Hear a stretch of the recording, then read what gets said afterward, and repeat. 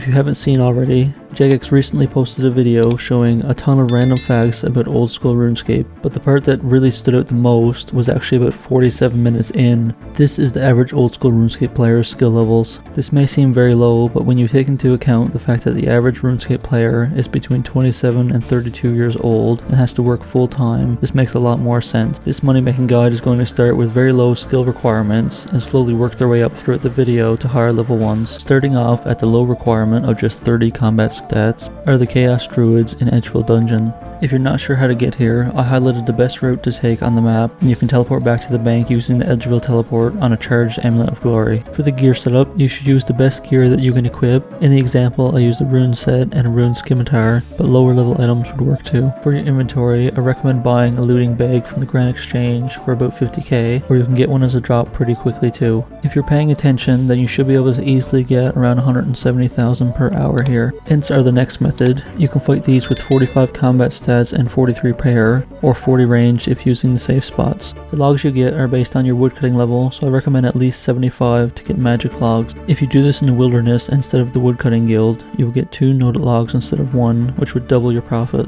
And if you complete the wilderness medium diaries, you get 15% more log. For your gear, you should use the best melee or range gear you have, and in your inventory, you should have some food, a teleport, prayer potions, combat potions, and any axe you can use. You can expect to make about 300k per hour here, or almost double if you do this in the wilderness. Next up are ice troll runs in Not. You can do this method with 50 melee stats. 55 magic would also be great to high ulch the drops. Before you can do this method, you need to complete the Fremenic Trials quest. For your gear setups, you should be upgrading a little bit by now, but still using the best gear you have available. In your inventory, you should have food, prayer pots if you need them, some elch runes, and some combat potions. If you hit the trolls for at least 1 damage and the guards kill them, you will still get the drop, so a cannon will be really helpful here. Without using a cannon, you can expect to get about 350k per hour here. The next method is Blue Dragons in Taverley Dungeon. You can do these with 60 range or 59 magic. You can also melee them, but it isn't recommended if you're low level. To make the most profit, you will need 70 agility or 65 and a summer pie to boost to 5 levels. For your gear setup, you will need some type of anti-fire shield and the best gear you can use. And in your inventory, you'll need some food, combat potions, anti-fire potion if using melee,